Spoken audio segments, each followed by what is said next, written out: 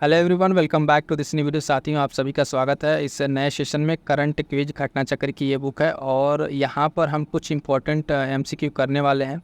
उत्तर प्रदेश विशेष भी इसमें शामिल होगा और ये सारे के सारे एमसीक्यू फॉर्म में होंगे। तो साथियों, सबसे पहले मैं ये जानना चाहूँगा, आप लोग कमेंट करके ज़रूर बताइएगा कि इसमें आपको जो है इस पर कंप्लीट वीडियो आनी चाहिए कि नहीं। ठीक है, इसमें बहुत सारे हैं, सारे के सारे अलग अलग सेगमेंट हैं, लेकिन यहाँ पर इस वीडियो में हम आपको ठीक है कुछ इंपॉर्टेंट प्रश्न हर एक टॉपिक से 2-3 टॉपिक से लेंगे और इंपॉर्टेंट प्रश्न आपको दिखाएंगे किस तरीके से यहाँ पे एक्सप्लेनेशन और एमसीक्यू बनता है।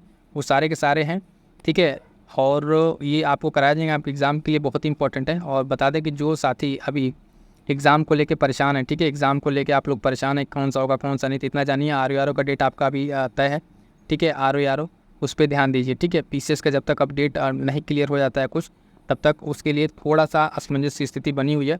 बाकी अपनी पढ़ाई को इस हिसाब से बैलेंस करके चलाइए कि अगर आपको आर देना तो भी हो जाए, क्योंकि पीसीएस देना तो भी हो जाए। बैलेंस बना के पढ़ाई कर दीजिए, अफवाहों पे ध्यान ना दीजिए कब क्या होगा क्या नहीं। पढ़ाई आपकी नहीं रुकनी चाहिए, टारगेट लीजिए और डेली बेसिस पर अपने टारगेट को कंप्लीट कीजिए। और बता दें साथियों कि टेलीग्राम पे आप सभी के लिए प्रैक्टिस बैच चल रही है, ठीक है। प्रैक्टिस बैच है ना, उससे ज्वाइन कीजिए और अपनी तैयारी को जांचिए कि आपको कितना तैयार है। करंट अफेयर आपने बहुत पढ़ लिया होगा, करंट अफेयर के क्विज लगा के देखिए कितने क्वेश्चन सही हो रहे हैं। स्टैटिक जो पीवाईक्यू उसके लगाइए, फटाफट से जुड़ जाइए। हाल फिलहाल में आर के नए बैच स्टार्ट हुए हैं, तो जुड़ जाइएगा। और फिर से एक बार कह दूंगा कि कमेंट करके जरूर आप लोग बताइएगा कि इसी सीरीज़ में इसको कंप्लीट कराना है कि नहीं। बहुत इंपॉर्टेंट सेशन है, कंप्लीट देखिएगा, आपको देखने के बाद समझ में आ जाएगा हर टॉपिक से किस तरीके के क्वेश्चन, कुछ इंपॉर्टेंट क्वेश्चन है एक्सप्लेनेशन के साथ है। तो बने रहेगा वीडियो में। स्टार्ट करते हैं आज के सेशन को। राष्ट्रीय परिदृश्य, ठीक है, इसके से रिलेटेड कौन कौन से इंपॉर्टेंट क्वेश्चन यहाँ पे बन रहे हैं। तो पहला क्वेश्चन देखेंगे और क्वेश्चन का एक्सप्लेनेशन भी साथ में है, तो ध्यान से पढ़िएगा क्वेश्चन, ठीक है। और इसके साथ साथ एक्सप्लेनेशन भी सारा का सारा आपको करंट अफेयर में पढ़ा दिया गया। अब यहाँ पे आपको प्रैक्टिस कराई जा रही है। पहला प्रश्न कह रहे हैं यहाँ पे कि एक राष्ट्र एक चुनाव से संबंधित जो उच्च स्तरीय समिति बनी थी, उस संबंध में कुछ कथन दिए हैं, विचार करना है। तो पहला पॉइंट कह रहा है कि देश में 2 चरण में चुनाव होंगे। ये एक इस कमेटी के बारे में सुझाव थे, इस कमेटी ने दिया था, तो बिल्कुल सही है। प्रत्येक चरण में जो पहला चरण है उसमें कह रहा है कि लोकसभा और विधानसभा का चुनाव कराना है, ये भी सही है। दूसरा चरण कह रहा है कि दूसरे चरण में आम चुनाव को संपन्न होने के 100 दिन के भीतर ही स्थानीय जो निकाय का चुनाव है उसको कराना है, ये भी सही है। और सभी चुनावों के लिए एक समान मतदाता सूची होगी, ये भी सही है। तो ऑप्शन अगर आप देखेंगे साथियों, ऑप्शन की अगर हम बात करेंगे तो ऑप्शन वही 1, 2, 3, ठीक है, 1, 3, 4 और तो 1, 2, 4 उपयुक्त सभी हमारा सही है। राइट आंसर डी हो जाएगा। यानी अगर हम बात करें एक राष्ट्र एक चुनाव से संबंधित, तो ये चारों के चारों स्टेटमेंट सही है, ठीक है। तो इस तरीके से प्रश्न आपके एग्जाम में बनेंगे और बन सकते हैं, तो ध्यान रखिएगा चारों के चारों यहाँ पे स्टेटमेंट सही है। और बात करेंगे इसके एक्सप्लेनेशन की, तो एक्सप्लेनेशन में देखिएगा एक राष्ट्र एक चुनाव संबंधित उच्च स्तरीय जो समिति उसकी सिफारिशों के बारे में कुछ अन्य इंपॉर्टेंट पॉइंट्स को देखिएगा जो अपकमिंग एग्जाम्स के लिए इंपॉर्टेंट होंगे। पहला कह रहा है कि मंजूरी इसको दी गई, तो ये देखिएगा केंद्रीय मंत्रिमंडल द्वारा 18 सितंबर को हाल फिलहाल में इसको मंजूरी दे दी गई है। और उच्च स्तरीय जो समिति थी इसकी कुछ प्रमुख सिफारिशें थी, वो चारों सिफारिशों को हमने क्या किया, यहाँ पर 1 बाय 1 करके आपके ये चारों स्टेटमेंट वाले चारों उसके सिफारिश ही हैं, ठीक है। तो यहाँ से चारों स्टेटमेंट आपको क्लियर हो गया। अन्य बातों में देखेंगे इस समिति के बारे में कि एक राष्ट्र एक चुनाव के संबंध में जो समिति बनी थी, इसके लिए जो सूचना जारी हुई थी 2 सितंबर 2023 को, ठीक है। और ये किस लिए था, तो लोकसभा, राज्य विधानसभाओं के लिए, नगर पालिकाओं और पंचायतों को चुनाव एक साथ कराने के लिए उस पर क्या कमेटी की रिकमेंडेशन थी उसके बारे में। एक अन्य इंपॉर्टेंट पॉइंट यहाँ पर है कि इस समिति के अध्यक्ष कौन थे, तो रामनाथ कोविंद, ये करंट हमने देखा था, ये भारत के पूर्व राष्ट्रपति रहे हैं और ये इस समिति क्या थे, अध्यक्ष थे। और अन्य पॉइंट देखेंगे साथ ही, एक उच्च स्तरीय जो समिति थी एक राष्ट्र एक चुनाव, ये अपनी रिपोर्ट सौंपी 14 मार्च 2023 को, इसने राष्ट्रपति द्रौपदी मुर्मू को अपना रिपोर्ट सौंपा था। क्लियर है, आगे बढ़ेंगे और इससे संबंधित कुछ स्टैटिक पॉइंट देख लेंगे। यहीं पर स्टैटिक पॉइंट का भी रिवीजन हो जाएगा। तो कह रहा है कि भारत के वर्तमान में मुख्य निर्वाचन आयुक्त कौन है, तो साथियों ध्यान दीजिएगा राजीव कुमार मुख्य निर्वाचन आयुक्त हैं। और भारत में प्रथम आम चुनाव कब हुआ था, तो 1951-52 में पहला चुनाव हुआ था। प्रथम मुख्य चुनाव आयुक्त कौन थे, तो सुकुमार सेन थे, 1950 से दिसंबर 1958 तक ये थे। ये सारे स्टैटिक पॉइंट है, यहाँ पर रिवीजन कीजिए। प्रधानमंत्री कौन थे, तो जवाहरलाल नेहरू थे। और उसके बाद से राष्ट्रपति राजेंद्र प्रसाद, प्रथम लोकसभा अध्यक्ष, कितनी बार प्रश्न पूछा गया है, जी मावलंकर, ठीक है। आगे बढ़िएगा। अगला प्रश्न कह रहा है कि 1 से 30 सितंबर 2024 के मध्य देश भर में 7वां राष्ट्रीय पोषण सप्ताह मनाया गया, ठीक है, पहला स्टेटमेंट। दूसरा कह रहा है कि 31 अगस्त 2024 को केंद्रीय महिला एवं बाल विकास मंत्री अन्नापूर्ण देवी ने नई दिल्ली में 7वें राष्ट्रीय पोषण सप्ताह का शुभारंभ किया। तो उपयुक्त में से कौन सा सही है, तो दोनों स्टेटमेंट आप देखेंगे अपने आप में कंट्राडिक्ट कर रहे हैं ऑप्शन देखिएगा तो यहाँ पे जो इसका राइट आंसर हो जाएगा केवल एक। ठीक है, केवल एक सही है, दूसरा ऑप्शन इसका गलत है। ठीक है, एक्सप्लेनेशन की बात करेंगे, क्यों देखेंगे कि देखिएगा दोनों को दोनों आपस में क्या है, 7वां राष्ट्रीय पोषण दिवस मनाएगा 24 वाला, और 24 में ही दोनों अलग अलग दे रहा है, कंट्राडिक्ट कर रहा है। एक्सप्लेनेशन की बात करेंगे तो फटाफट से देखिए एक्सप्लेनेशन। इसमें कह रहा है कि 7वां राष्ट्रीय पोषण सप्ताह जो मनाया गया 1 से 30 सितंबर 2024 के मध्य ये मनाया गया है। इसका उद्देश्य क्या है, तो साथियों ध्यान रखिएगा, इसका उद्देश्य जो है मिशन पोषण 2.0 के आधार पर जीवन चक्र दृष्टिकोण के माध्यम से कुपोषण से व्यापक रूप से निपटने के लिए इसका उद्देश्य है, और इसके द्वारा इसको लाया गया था। तो ये बहुत इंपॉर्टेंट है, महिला और बाल विकास मंत्रालय भारत सरकार द्वारा लाया गया। तो मंत्रालय पूछता है तो ये पॉइंट ध्यान रखिएगा। ठीक है, महिला और बाल विकास मंत्रालय के द्वारा इसको लाया गया था। ठीक है, और इसके उसमें अन्य चीज़ों में देखेंगे कि जो बाल विकास मंत्री अन्नपूर्णा देवी थी, इन्होंने क्या गुजरात के गांधीनगर स्थित महात्मा मंदिर से इसका शुभारंभ किया था। तो ये वाला भी पॉइंट आपको क्लियर हो जाना चाहिए। अगला पॉइंट है साथियों, कह रहा है कि 17 से 20 सितंबर 2024 के मध्य 8वां भारत जल सप्ताह 24 नई दिल्ली में आयोजित हुआ। इसका मुख्य विषय समावेशी जल विकास और प्रबंधन के लिए साझेदारी और सहयोग था। पूछ रहा है कौन सा से सही है इसमें, तो ऑप्शन देख लीजिएगा, 1, 2, 1 और 2 दोनों। तो राइट आंसर इसका ऑप्शन सी है। ठीक है, दोनों को दोनों इसमें स्टेटमेंट सही है, तो दोनों स्टेटमेंट फिर से एक बार देख लीजिए कि 8वां भारतीय जल सप्ताह जो मनाया गया नई दिल्ली में मनाया गया, और इस वर्ष की जो मुख्य विषय इसकी थीम थी समावेशी जल विकास और प्रबंधन के लिए साझेदारी। दोनों स्टेटमेंट सही है। आगे बढ़ेंगे नेक्स्ट क्वेश्चन की तरफ। इसके एक्सप्लेनेशन को देख लीजिए। इसमें क्या क्या, 8वां जो भारत जल सप्ताह आयोजन किया गया 2024 कब हुआ, तो 17 से 20 सितंबर 2024 के मध्य कहाँ आयोजित, भारत मंडपम नई दिल्ली में इसका आयोजन हुआ। किसके द्वारा, तो जल शक्ति मंत्रालय भारत सरकार। ठीक है, जल शक्ति मंत्रालय के अधीन हुआ। और एक पॉइंट और क्या है कि इसकी मुख्य विषय जो थीम थी समावेशी जल विकास, हमने देखा ही। उद्घाटन किसके द्वारा किया गया, तो प्रेसिडेंट जो है द्रौपदी मुर्मू के द्वारा इसका उद्घाटन किया गया है। क्लियर है ये। तो आई होप सो कि देख पा रहे होंगे कि इसके किस तरीके से क्वेश्चन है। क्वेश्चन के बाद तुरंत आपको एक्सप्लेनेशन देखने को मिल रहा है। टू द पॉइंट सारे के सारे पॉइंट्स आपके यहीं पे क्लियर हो जाएंगे। ठीक है, तो देखिएगा नेक्स्ट क्वेश्चन कह रहा है कि राष्ट्रीय पेंशन प्रणाली जो है एनपीएस वात्सल्य योजना के संबंध में निम्नलिखित कथनों पर विचार कीजिए।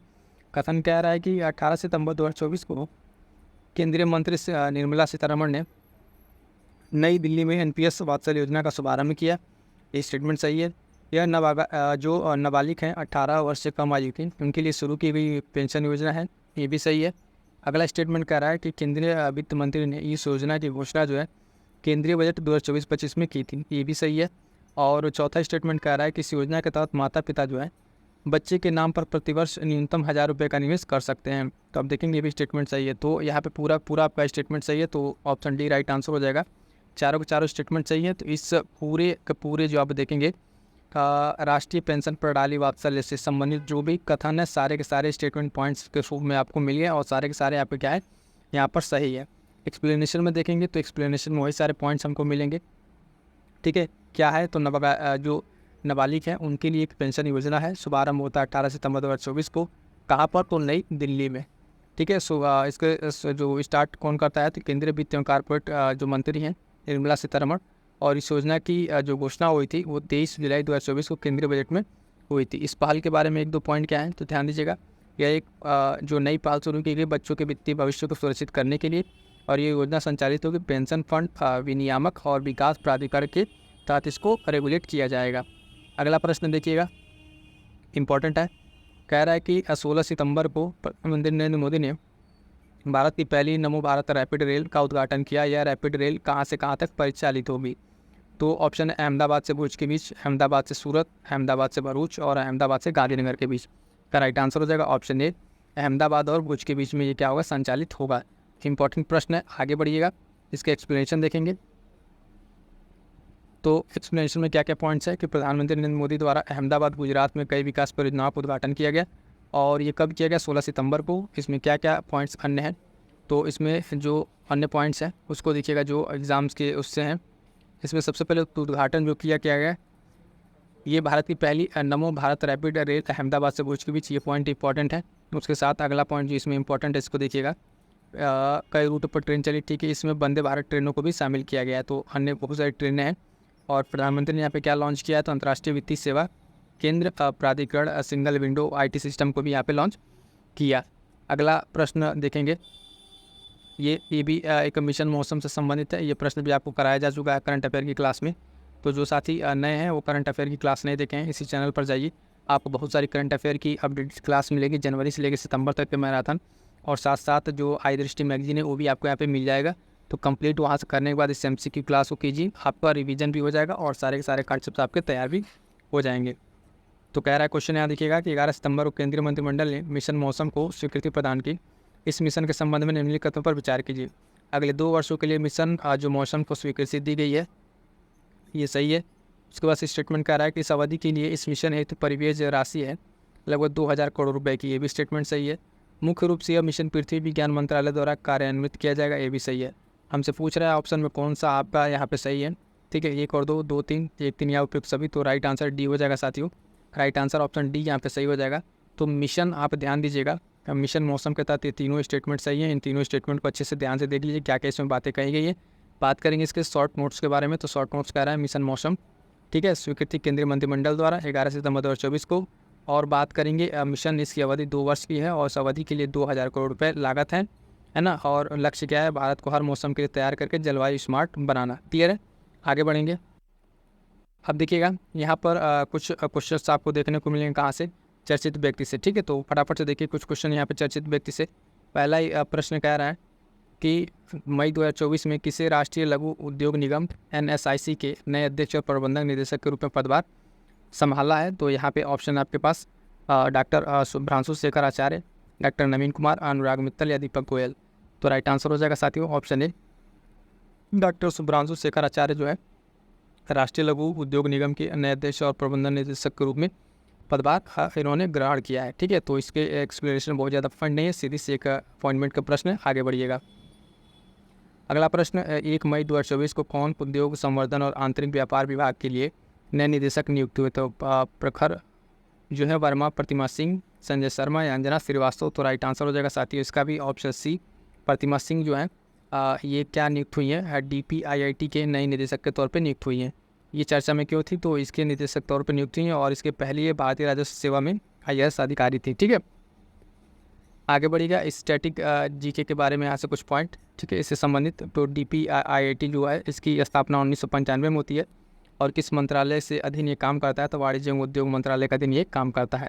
इसका प्रमुख कार्य क्या है, तो आप देखेंगे प्रत्यक्ष जो विदेशी निवेश हैं उसमें तेज़ी लाना और उद्योगों एवं व्यापार के संतुलित विकास में सहायता करके देश में औद्योगिक विकास को क्या करना, बढ़ावा देना। तो ये इस डिपार्टमेंट की क्या है, स्टैटिक कुछ पॉइंट्स है। अगला पॉइंट देखिएगा कि क्वेश्चन, हाल ही में सिमोन हैरिस ने किस देश के प्रधानमंत्री के रूप में पदभार ग्रहण किया है। तो ऑप्शन है आपके पास फिनलैंड, कनाडा, आयरलैंड या पेरू। इसका राइट आंसर हो जाएगा साथियों, ठीक है, राइट आंसर हो जाएगा ऑप्शन बी, आयरलैंड के, ठीक है। सिमोन हैरिस जो है ये आयरलैंड के प्रधानमंत्री के रूप में शपथ ग्रहण किया है। इसके बारे में कुछ इंपॉर्टेंट स्टैटिक पॉइंट देखेंगे। तो सिमोन हैरिस आयरलैंड के नए प्रधानमंत्री के रूप में पदभार ग्रहण किया और ये इस देश के सबसे युवा प्रधानमंत्री बने। साथ ही साथ किसका स्थान लिया, तो जान दीजिएगा भारतीय मूल के लिए, भारतीय मूल के जो नाम था इनका लियो वराडकर, ठीक है, इनका स्थान लिया है सिमोन हैरिस ने, ठीक है। आगे बढ़ेंगे, देखेंगे नेक्स्ट क्वेश्चन। अगला प्रश्न है कि अप्रैल 2024 में शेख अहमद अब्दुल्ला जो है अल शबा किस देश के प्रधानमंत्री नियुक्त हुए। ऑप्शन है कुवैत, ओमान, बहरीन या सऊदी अरब। सारे के सारे क्वेश्चन आप देख रहे होंगे करंट अफेयर क्लास में आपके कवर अप है। राइट आंसर हो जाएगा ऑप्शन है कुवैत में, ठीक। स्टैटिक पार्ट इसमें नियुक्ति का है तो इसमें बहुत ज़्यादा रहेगा नहीं, सीधी सी बात। अप्रैल 2024 में कुवैत के नए प्रधानमंत्री नियुक्त हुए शेख अहमद अब्दुल्ला अल शबा है। स्थान किनका लिया ज़्यादा इंपॉर्टेंट नहीं है, ठीक है। और आगे बढ़िएगा। अगला पॉइंट स्टैटिक GK देख लीजिएगा। राजधानी जो है इसकी कुवैत सिटी है और मुश्व यहाँ का कुवैती दिनार यहाँ पर है। वर्तमान में कुवैत के अमीर जो है यही बनेंगे शेख मिसाल अल अहमद अल जबर अल सब, ठीक है, ये वहाँ के कुवैत के अमीर हैं। आगे बढ़िएगा। अगला पॉइंट क्वेश्चन देखेंगे। 8 अप्रैल 2024 को पीटर हिग्स का निधन हो गया, वह थे तो पर्यावरणविद थे, भौतिकविद थे या गणितज्ञ, वास्तुविद। तो राइट आंसर हो जाएगा साथियों ये थे एक भौतिकविद थे, है ना, पीटर हिग्स। इनका निधन हो गया कब, अप्रैल 2024 में। इनके बारे में क्या है इंपॉर्टेंस है कि ये इन्होंने फिजिक्स में इनको नोबेल पुरस्कार ही जीता था इन्होंने। तो पीटर हिग्स का नाम ध्यान रखिएगा और इनका निधन जो है हो गया है।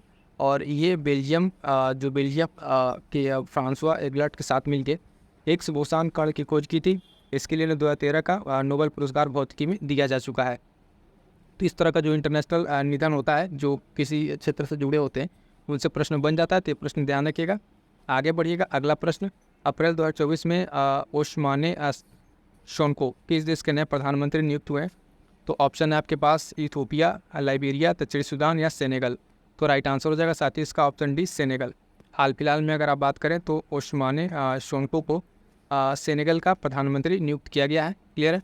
तो इसमें बहुत ज़्यादा स्टैटिक नहीं है कि ये भी इनका सिर्फ अपॉइंटमेंट है, तो ये अपॉइंटमेंट में नाम याद रखिएगा। आगे बढ़ेंगे। अगला पॉइंट क्या है इसमें? अगला पॉइंट कह रहा है स्टैटिक जी के जो सेनेगल के बारे में। ये एक दक्षिण जो पश्चिमी अफ्रीकी देश है, ठीक है, पश्चिमी अफ्रीकी देश है और यहाँ की राजधानी डकार है। बस इतना ही याद रखिएगा। आगे बढ़ते हैं। अगला प्रश्न कह रहा है साथियों, ध्यान दीजिएगा कि अप्रैल 2024 में भारतीय राजस्व सेवा के सेवानिवृत्त अधिकारी जगजीत पवाडिया को कहाँ स्थित अंतर्राष्ट्रीय नारकोटिक्स नियंत्रण बोर्ड का अध्यक्ष दोबारा चुन लिया गया है? तो ऑप्शन है रोम, जिनेवा, वियना या बर्लिन। तो राइट आंसर हो जाएगा इसका साथी ऑप्शन बी वियना का। ठीक है, इनको वियना का क्या चुन लिया गया? दोबारा नारकोटिक्स नियंत्रण बोर्ड का अध्यक्ष चुन लिया गया है और ये भी एक रिटायर्ड IRS ऑफिसर हैं, इनके बारे में इतनी सारी जानकारी है। ठीक, तो यहाँ पे इतने और सारा कोई इंपॉर्टेंट नहीं है। इंपॉर्टेंट ये रहेगा अगला क्वेश्चन, क्रिस्टलिना जॉर्जिवा दूसरी बार किस वैश्विक संगठन की प्रबंधक निदेशक MD नियुक्त हुई है? यूनेस्को, IMF, विश्व बैंक समूह, यूनिसेफ। तो राइट आंसर हो जाएगा साथी मोस्ट इंपॉर्टेंट क्वेश्चन है, अंतर्राष्ट्रीय जो मुद्रा कोष है, ठीक है, तो उसकी क्या हुई है? ये MD फिर से नियुक्त हो गई है। तो ध्यान रखिएगा क्रिस्टिना जॉर्जिया के बारे में और स्टैटिक जी के ध्यान दीजिएगा। इनका दूसरा काल 5 वर्ष के लिए है, इसके पहले भी यही रही है। ठीक है, अगला पॉइंट देखेंगे इसके स्टैटिक जी के में, ये महत्वपूर्ण रहेगा। IMF की स्थापना 1944। मुख्यालय की बात करेंगे तो वाशिंगटन DC USA में इसका मुख्यालय। कुल सदस्य देश की बात करेंगे तो 190 कुल सदस्य देश आपको इसमें देखने को मिल जाएंगे। ठीक है, तो ये पॉइंट भी ध्यान रखिएगा। अगला प्रश्न, हाल ही में कौन विप्रो लिमिटेड के नए मुख्य कार्यकारी अधिकारी CEO नियुक्त हुए हैं? थियरी डेलापोर्टे, श्रीनी पल्लिया, पराग अग्रवाल, हर्षद प्रेमजी। तो राइट आंसर हो जाएगा साथियों इसका ऑप्शन है ना, ऑप्शन बी होगा। श्रीनी पल्लिया जो है हाल फिलहाल में विप्रो लिमिटेड के नए मुख्य कार्य अधिकारी नियुक्त हुए हैं। आगे बढ़िएगा, इसके एक्सप्लेनेशन देखेंगे क्या इसमें पॉइंट है। सिर्फ वही है, एक अपॉइंटमेंट है, तो अपॉइंटमेंट से आपको ध्यान रखना है, कार्यकाल 5 वर्ष का होता है। और कुछ इसके स्टैटिक के बारे में देखेंगे तो विप्रो लिमिटेड के बारे में, ये कैसी एक संस्था है? तो बहुराष्ट्रीय सूचना प्रौद्योगिकी कंपनी है, स्थापना 1945 में होती है। संस्थापक इसके जो प्रेम जी हैं और मुख्यालय कर्नाटक बंगलुरु में आपका मिल जाएगा। यहाँ पे वर्तमान में कौन है अध्यक्ष? तो ऋषभ प्रेम जी इसके अध्यक्ष है। अगला प्रश्न, अप्रैल 2024 में केंद्र सरकार ने किसे 16वें वित्त आयोग का नया अपूर्णकालिक सदस्य नियुक्त किया है? तो ध्यान दीजिएगा 16वें वित्त आयोग का अध्यक्ष को कमेंट करके आप बताइएगा। हालांकि ये प्रश्न बहुत इंपॉर्टेंट है। ठीक है, इसमें सदस्य के रूप में पूछा है तो जो राकेश मोहन है, मनोज पांडा, उदित पटेल, शिखा शर्मा। तो राइट आंसर हो जाएगा साथियों यहाँ पे जो चुना गया है वो मनोज पांडा को चुना गया है पूर्णकालिक सदस्य के रूप में। मनोज पांडा के बारे में ध्यान देंगे, क्या है, एक प्रसिद्ध अर्थशास्त्री हैं और इनकी नियुक्ति 16वें वित्त आयोग के पूर्णकालिक सदस्य के रूप में होती है। ठीक, नियुक्ति किनके द्वारा होगी? राष्ट्रपति द्रौपदी मुर्मू करेंगे और इसके उपाध्यक्ष जो इस समय नीति आयोग के प्रथम उपाध्यक्ष थे डॉक्टर अरविंद परगड़िया, यही इस समय इसकी अध्यक्षता कर रहे हैं 16वें वित्त आयोग के। उसमें कुछ स्ट्रैटेजी के बारे में देख लेंगे यहाँ पे। तो स्ट्रैटेजी की क्या कह रहा है? एक संवैधानिक निकाय है, ठीक है, वित्त आयोग 280 आर्टिकल में अनुच्छेद 280 में बात की गई है इसके बारे में। ठीक, और प्रतिवर्ष 5 वर्ष में इसका गठन किया जाता है राष्ट्रपति के द्वारा। इसमें एक अध्यक्ष और सदस्य होते हैं, 4 अन्य होंगे। और प्रथम जो पहला वित्त आयोग बना था 1951 में, उसका अध्यक्ष कौन थे? KC नियोगी थी। फटाफट जितने सारे स्टैटिक पॉइंट आपको ध्यान में रखने हैं। आगे बढ़िएगा, अगला पॉइंट है साथियों उसको देखेंगे। ये है आपका कुछ चर्चित स्थल से संबंधित अब कुछ MCQ हैं यहाँ पे, उसको देख लेते हैं। ठीक है, चर्चित स्थल ये भी हम आपको करा चुके हैं। ध्यान दीजिए कि इसमें पहला प्रश्न कह रहा है कि जुलाई 2024 को राजस्थान में जो मंत्रिमंडल है वहाँ का, उसके द्वारा नागरिक विमानन नीति मंजूरी को दी गई। इस नीति के अंतर्गत ग्रीनफील्ड एयरपोर्ट कहाँ बनाया जाएगा? इंपॉर्टेंट लगा है ग्रीनफील्ड एयरपोर्ट। ठीक है, तो ऑप्शन है आपके पास देख लीजिएगा, किशनगढ़, कोटा, झालावाड़ा और भीलवाड़ा। तो राइट आंसर यहाँ पर हो जाएगा ऑप्शन बी, कोटा। ठीक है, राजस्थान में नागरिक विमानन नीति 2024 को मंजूरी दी गई थी, हाल फिलहाल में चर्चा में था। 2 जुलाई 2024 को दी गई राजस्थान मंत्रिमंडल के द्वारा। और इसके अंतर्गत एक ये इंपॉर्टेंट चीज़ किया गया कि अंतर्गत फ्लाइंग स्कूल खोले जाएंगे किशनगढ़, है ना, झालावाड़ और भीलवाड़ा में। ठीक है, तो ये इंपॉर्टेंट पॉइंट इसको ध्यान दीजिएगा। और ये जो इंपॉर्टेंट पॉइंट आपका है, ग्रीनफील्ड एयरपोर्ट कहाँ बनाया जाएगा? तो कोटा में बनाया जाएगा। ध्यान दीजिएगा, जो एयरो सिटी बनाई जाएगी वो कहाँ पे? जयपुर में। ये 2 मोस्ट इंपॉर्टेंट पॉइंट्स है जो आपके लिए परीक्षा के दृष्टि से इंपॉर्टेंट होंगे, ध्यान दीजिएगा। आगे बढ़ेंगे, देखेंगे नेक्स्ट पॉइंट। कह रहा है कि जून 2024 में मध्य रेलवे द्वारा स्थापित भारतीय रेलवे के लिए पहले फ्लोटिंग सौर संयंत्र के संबंध में निम्नलिखित कथनों पर विचार कीजिए। मध्य रेलवे द्वारा फ्लोटिंग और संयंत्र पश्चिमी घाट स्थित इगतपुरी झील में स्थापित किया गया है। ठीक है, इगतपुरी झील में स्थापित किया गया और इसे सौर संयंत्र की क्षमता 12.5 मेगावाट है। तो इसका जो ऑप्शन है पहला सही है, दूसरा गलत है। हमसे पूछ क्या रहा है, पूछ रहा है कौन सा इसमें सही है, तो सही बताना, तो ऑप्शन ए राइट आंसर हो जाएगा। इसके बारे में देखते हैं क्यों गलत है। तो देखिएगा एक्सप्लेनेशन इसका। मध्य रेलवे द्वारा पहली बार जो है फ्लोटिंग तैरता हुआ सौर संयंत्र की स्थापना की गई जून 2024 में। ये संयंत्र स्थापित किया गया पश्चिमी घाट में स्थित इगतपुरी झील में। दूसरा गलत इसलिए है कि इसकी जो क्षमता है 10 मेगावाट है। यहाँ पे प्रश्न में आप देखेंगे तो प्रश्न में आपको 12.5 मेगावाट दिया है, जबकि इसकी क्षमता कितना है, 10 मेगावाट ही क्षमता इसकी है। ठीक है, और इसकी विशेषता क्या है कि भारतीय रेलवे द्वारा अपनी तरह की पहली इस तरह का पहल है। तो ये इंपॉर्टेंट ज़्यादा रहेगा, पश्चिमी घाट में और स्थित इगतपुरी झील में इसको किया गया, मध्य रेलवे के द्वारा इसको किया गया और इसकी क्षमता कितनी है, 10 मेगावाट है। इतने सारे पॉइंट्स को आपको ध्यान में रखना है। क्लियर है कि जून 2024 में कौन सा सैन्य स्टेशन प्लास्टिक वेस्ट रोड वाला दूसरा सैन्य स्टेशन बन गया है। ऑप्शन है आपके पास देखेंगे, जयपुर है ना, नारंगी, अहमदनगर या अम्बाला। तो इसका राइट आंसर जो हो जाएगा साथियों, देखिएगा ऑप्शन ए जयपुर सैन्य स्टेशन। ये जो है स्टेशन प्लास्टिक वेस्ट रोड वाला दूसरा स्टेशन बन गया है। बात करेंगे इसकी एक्सप्लेनेशन की, तो एक्सप्लेनेशन देखेंगे क्या क्या दिया हुआ है पॉइंट्स। तो देखिएगा पॉइंट करा प्लास्टिक वेस्ट रोड वाला दूसरा सैन्य स्टेशन। ठीक है, इसमें कह रहा है कि ये बन गया जयपुर सैन्य स्टेशन, उद्घाटन हुआ 26 जून 2024 को। और प्लास्टिक का जो ये वेस्ट रोड वाला जो पहला सैन्य स्टेशन मिलिट्री स्टेशन था वो असम के गुवाहाटी में स्थित नारंगी सैन्य स्टेशन है। ये मोस्ट इंपॉर्टेंट है, ध्यान रखिएगा। इस तरह के पॉइंट्स आपको स्टेटमेंट में देके बन सकते हैं।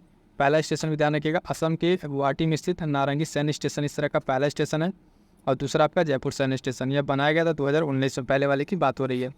अगला पॉइंट कह रहा है क्वेश्चन में कि जून 2024 में उल्लास नव भारत साक्षरता जो कार्यक्रम के तहत 97% से अधिक साक्षरता प्राप्त करने के दृष्टिगत से किस राज्य केंद्र शासित प्रदेश को पूर्ण कार्यशील जो साक्षरता प्राप्त करने वाली प्रशासनिक इकाई घोषित किया गया है। ऑप्शन है लद्दाख, पुदुचेरी, चंडीगढ़ या केरल। तो राइट आंसर हो जाएगा साथियों इसका option A Ladakh right answer हो जाएगा। ठीक है, इसके बारे में कुछ इंपॉर्टेंट पॉइंट देख लेते हैं। तो कार्यशील साक्षरता प्राप्त करने वाली प्रशासनिक जो इकाई है तो उसके बारे में देखिए क्या क्या पॉइंट्स हैं यहाँ पर। तो देखिए घोषित हुआ था ये 24 जून 2024 को, और इसके साथ जो अन्य पॉइंट हैं ये लद्दाख में हुआ है और घोषितकर्ता लद्दाख के जो राज्यपाल हैं उपराज्यपाल डॉक्टर BD मिश्रा। क्यों घोषित किया गया है तो इसके बारे में देखिएगा, उल्लास के बारे में, उल्लास नव भारत साक्षरता कार्यक्रम जो है इसके तहत 97% से अधिक साक्षरता प्राप्त करने के दृष्टिगत है। ठीक है, तो ये ध्यान रखिएगा, उल्लास लद्दाख में। अगला पॉइंट है कि हाल ही में किस देश ने सामूहिक सुरक्षा जो संधि संगठन है CSTO से बाहर निकलने की घोषणा की है। तो ऑप्शन है रूस, तजाकिस्तान, बेलारूस या आर्मेनिया। तो इसका राइट आंसर हो जाएगा साथियों ऑप्शन डी, आर्मेनिया ने हाल फिलहाल में ये घोषणा की है। बात करेंगे इसके एक्सप्लेनेशन की, तो एक्सप्लेनेशन में देखिएगा सामूहिक सुरक्षा संधि संगठन।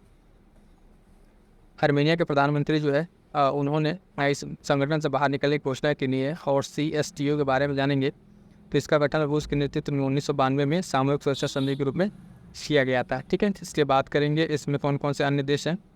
तो देखिएगा बेलारूस, कजाकिस्तान, किर्गिस्तान, रूस, तजाकिस्तान शामिल है। मुख्यालय इसका मॉस्को रूस में स्थित है।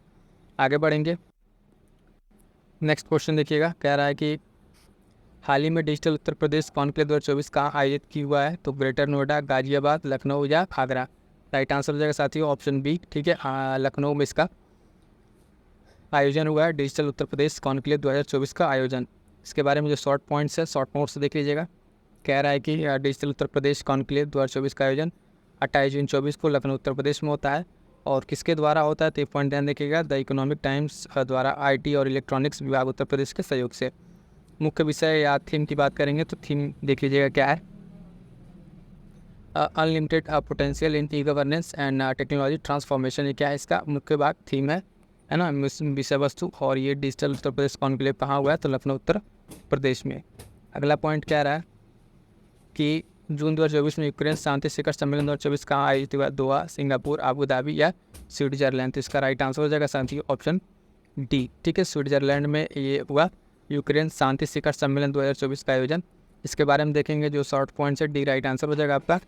शॉर्ट पॉइंट्स में है कि ये जून में हुआ 24 में स्विट्जरलैंड में। उद्देश्य क्या था? तो यूक्रेन में शांति की दिशा को मार्ग प्रशस्त करने के लिए आयोजित किया गया था। वो यूक्रेन शांति शिखर सम्मेलन, ध्यान दीजिए कहाँ हुआ है? स्विट्जरलैंड में किया गया है।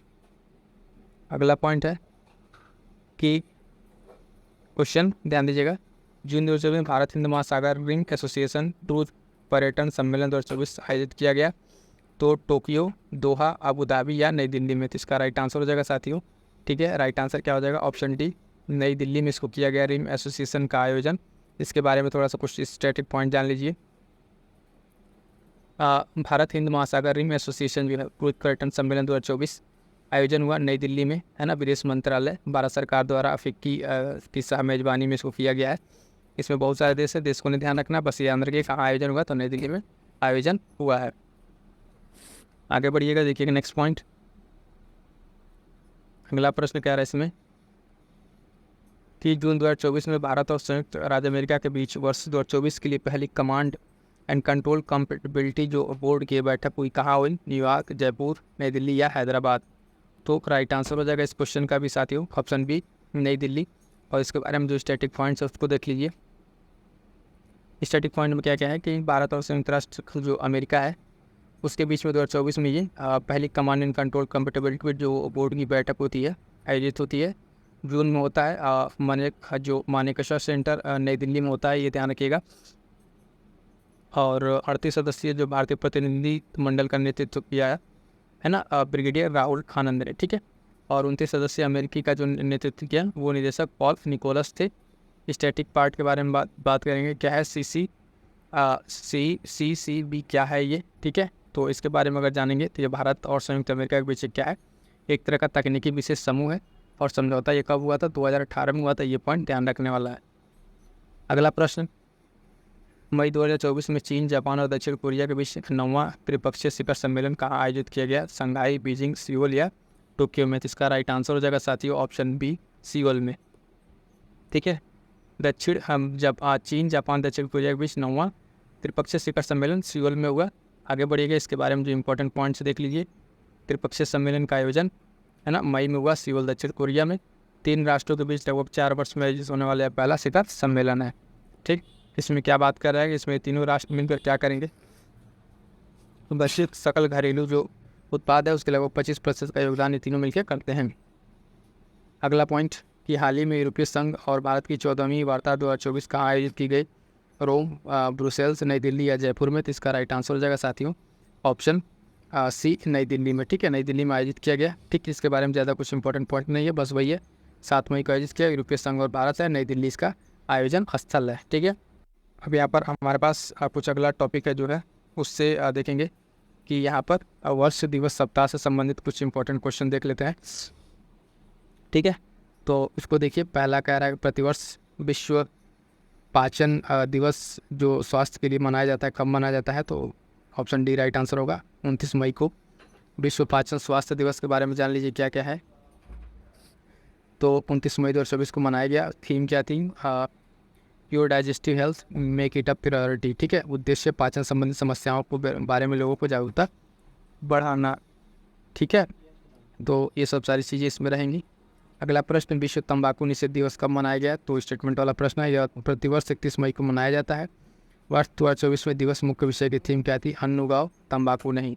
इसका जो राइट आंसर है साथियों केवल एक राइट आंसर हो जाएगा, ठीक है। ये राइट आंसर हो जाएगा। प्रतिवर्ष 31 मई को मनाया जाता है, ये सही है। दूसरा गलत है। क्यों गलत है अभी देख लेते हैं। तो विश्व तंबाकू निषेध दिवस 21 मई को मनाया गया। मुख्य विषय क्या? बच्चों को तंबाकू उद्योग के हस्तक्षेप से बचाना, ये इस वर्ष की थीम थी, इसलिए ऑप्शन बी राइट आंसर नहीं था, गलत था, ठीक है। ये थीम याद रखिएगा। और इसका उद्देश्य वही सारा है, हानिकारक पदार्थों को रोकना। और WHO के अनुसार बाकी सारा डेटा है, इतना इंपॉर्टेंट नहीं है। शुरुआत का हुआ तो ये देख लीजिए। भारत में तंबाकू नियंत्रण के लिए पहल राष्ट्रीय तंबाकू नियंत्रण कार्यक्रम करता है। शुरू कब हुआ था? 2007-8 में हुआ था, ठीक। आगे बढ़िएगा, देखिएगा नेक्स्ट क्वेश्चन।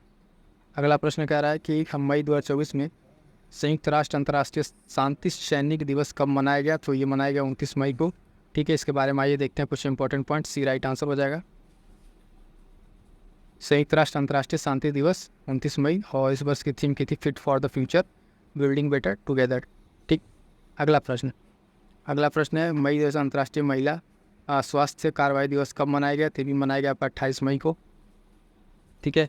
इस वर्ष की थीम देख लीजिए, वर्ष की थीम थी mobilising in critical times of threats and opportunities. ठीक है, अंतर्राष्ट्रीय महिला स्वास्थ्य कार्रवाई दिवस 28 मई को। आगे बढ़िएगा, अगला प्रश्न कि मई 2024 में वर्ल्ड हंगर डे मनाया गया, तो कब मनाया गया? तो ये मनाएगा 28 मई को मनाएगा, ऑप्शन बी राइट आंसर हो जाएगा। ठीक है, मई 28 मई को मनाया गया वर्ल्ड हंगर डे, क्योंकि जो डे और थीम वाला क्लास हम आपको करा दिए हैं, इसमें बस देख लीजिए, थोड़ा थोड़ा डे पूछेगा और उसकी थीम पूछेगी और बाकी कुछ स्टैटिक पॉइंट इसमें ज़्यादा नहीं ध्यान रखना है। मुख्य विषय क्या है, जहाँ रहेगा तहाँ हम आपको बता देंगे। थ्राइविंग मदर्स थ्राइविंग वर्ल्ड, 28 मई वर्ल्ड हंगर डे। ठीक है, आगे बात करेंगे, अगला प्रश्न इसका मई 2024 में पहला अंतर्राष्ट्रीय मार्कोर दिवस कब मनाया गया? तो मनाया गया 24 मई को, ध्यान रखिएगा। आगे बढ़ते हैं, अगला पॉइंट जिसमें अंतर्राष्ट्रीय जो पहला इस तरह का मनाया गया है ना, मार्कोर दिवस, तो ध्यान रखिएगा 24 मई को मनाया गया है।